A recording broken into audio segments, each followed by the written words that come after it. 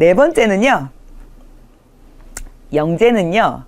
사물을 생각하는 힘, 그리고 사물을 알아서 깨닫는 힘, 사물을 직접 파악하는 힘을 지니고 있다 라고 했습니다. 영재는요, 지적 발달이 어느 한 분야에 국한이 된 것이 아니라 여러 영역에서 특별히 우수한 재능을 보여준다 라고 했는데, 그 사물을 생각하고 사물을 알아서 깨닫고 사물을 직접 파악하고 이러한 힘들은요, 제일 중요한 건 호기심에서 온다라는 것을 기억하실 필요가 있어요. 그래서 호기심이 많은 아이로 키우시면 영재로 자랄 확률이 높은데, 호기심이 많은 아이로 키우려면요, 사실 아이들은 누구나 호기심이 많아요. 왜냐면 태어나서 눈을 떠서 세상을 보니까 온통 모르는 것 투성이에요. 온통 모르고 새로운 것 투성인 거죠. 왜 불을 켜면 세상이 화났고, 엄마가 불을 끄면 왜 세상이 어둡고, 뭐 그런 여러 가지 것들 있을 겁니다. 그죠?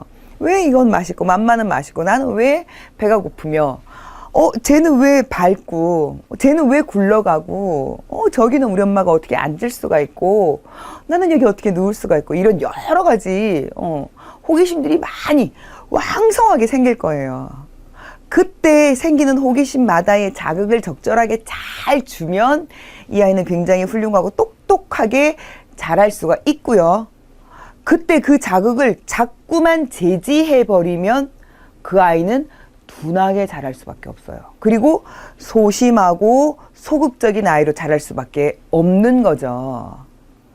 그런 분들이 간혹 계세요. 알 필요 없어. 어린애가 뭘 알려고 그래. 안 돼, 그거. 하지 마. 그러는 거 아니야. 그냥 앉아 있어. 얌전히 있어. 요런 말들을 주로 입에 붙여놓고 사시는 분들이 간혹 보이세요. 그 아이는요, 그 어렸을 때부터 호기심이 계속 차단당하는 습관만 길렀기 때문에, 호기심은 나한테 유용한 것이 아니구나라는 것을 이미 체득을 해버리는 거죠. 두 번 다시는 걔는 자랄수록 호기심을 불러오지 않습니다. 당연하죠. 호기심만 가지고 오면 엄마가 짜증내는데 어떻게 그게 옳은 것이다, 좋은 것이다 라는 생각을 할 수가 있겠어요. 무의식 중에. 내가 어떤 것을 질문하는 것은 주변을 불편하고 화나게 만드는 거구나. 나는 아무것도 질문해서는 안 되는 존재다. 질문은 나쁜 거다라고 생각하고 자라게 될 가능성이 높아요. 그래서 아이들의 호기심을 자연스럽게 자꾸 유도를 해내야 아이들이 이렇게 그 생각하는 힘, 인지하는 힘, 깨닫는 힘들을 키워갈 수가 있다는 겁니다. 그런 아이들이 영재로 자랄 수가 있고요. 그런 아이들이 그런 여러 가지 개념들을 이해하게 된다라는 거죠. 그래서 그런 지능들을 자꾸 키우고 개발시켜주는 것은 바로 우리 엄마의 몫이다라고 하는 겁니다.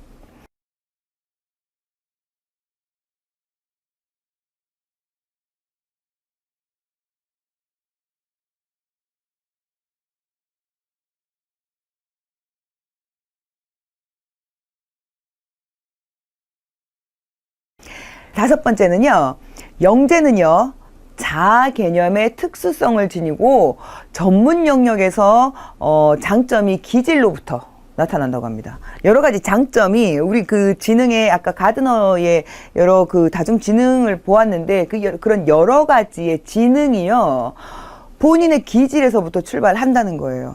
예를 들어서 그 수학적인 지능이 발달한 아이, 근데 언어 지능이 떨어진다. 그렇게 했을 때 얘한테 자꾸 말을 못한다고 야단을 치고 있을 게 아니라 잘하는 수학 지능을 높여줄 필요가 있어요. 사실 요 그 8개의 여러 지능의 형태는 독자적으로 떨어져 있는 것이 아니라 연결이 되어 있거든요. 우리 뇌 기능이 사실 다 따로인 것 같아도 연결이 되어 있는 것과 같은 이치입니다. 그래서 하나가 발달을 하면요, 내가 가지지 못한 영역의 지능과 능력도 느리지만 더디지만 함께 발달을 한다는 겁니다. 내가 잘하는 것이 10개의 발달을 가지고 온다면 내가 못하는 것도 최소한 2개의 발달은 가지고 간다는 거죠. 근데 하지만 안 돼만 자꾸 하고요. 못하는 것만 자꾸 개발을 시키면 이미 잘하는 것도 요만큼, 못하는 것도 요만큼. 그렇게 되어버릴 가능성이 굉장히 높다는 거예요. 그래서 그 기질을 잘 발현시켜 주는 것이 영재로 키우는 좋은 방법이다라는 겁니다. 그래서 어린 나이 때에 와, 이 아이의 영재성이 보인다. 근데 나중에 이 아이가 둔재가 돼버렸다. 엄마 책임이라는 거죠. 죄송하지만 엄마의 책임입니다. 엄마가 잘 못하신 거예요. 영재성이 보이는 이 아이의 재능을 엄마가 잘 끌어내주지 못한 거예요. 나도 먹고 살기 바쁜데 걔를 언제 그럴 틈이 있어. 물론 그렇게 얘기하시면 할 말은 없습니다만 아이 때에 최소한 3, 4년 정도를 이 아이에게 집중하는 것은 사실 엄마로서 굉장히 당연한 의무이거든요. 그래서 우리 그 영재가 잘 못 자라는 건 엄마의 책임이다. 우리 아이의 영재성이 보인다 했을 때 우리 엄마들이 조금만 더 관심을 가지시고 우리 아이들을 끌어내 주시면 좋겠다라는 거죠. 그러면 이 아이가 훨씬 더 크게 자신의 능력을 발현해내면서 자랄 수 있다라는 겁니다. 그 포레스트 검프 이야기를 하였지만 검프는 처음에는 사고 이후로 다리도 처음에는 그 의족을 하였던 아이거든요. 근데 그 아이가 결국은 그 의족을 떨치고 본인이 스스로 걷게 되는 계기가 나와요. 그것 또한 스스로를 믿는 힘. 그 스스로를 믿는 힘은요, 엄마가 주었던 긍정의 영향.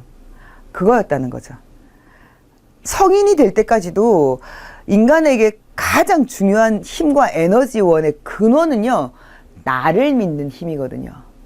무엇이든지 간에 나는 할 수 있어. 나는 할 수 있어 라고 하는 거. 여러분 시크릿이라는 걸 아시고 계실 거예요. 내가 믿는 대로 간다는 거. 내가 믿는 대로 이루어지더라라는 거.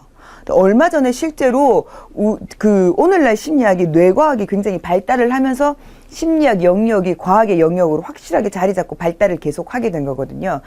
최근 10년 안에 심리학이 근 100년간에 걸쳐 이루어냈던 것 이상으로 발달을 했다라고 하는데 그게 이제 뇌과학이 발달하면서인데 최근 심리학에서 뇌를 연구한 결과 실제로요 된다라고 믿었을 때 일어나는 일이 뇌에 의한 작용이었다라고 하는 것이 증명이 되었어요. 신기하죠? 그건 기적이야! 라고 하는 일이 기적이 아니라 실제로 뇌가 된다라는 주문에 맞춰서 움직여 가서 될 수 있게끔 길을 찾아내더라는 거죠. 그래서 우리 엄마들이 긍정적인 에너지를 우리 아이한테 계속적으로 전해주면 우리 아이는 어렸을 때 보였던 그 영재성이 실제로 천재로, 실제로 이 사회에 꼭 필요한 인재로 성장을 할 수 있을 거라는 거 꼭 기억해 주시기 바랍니다.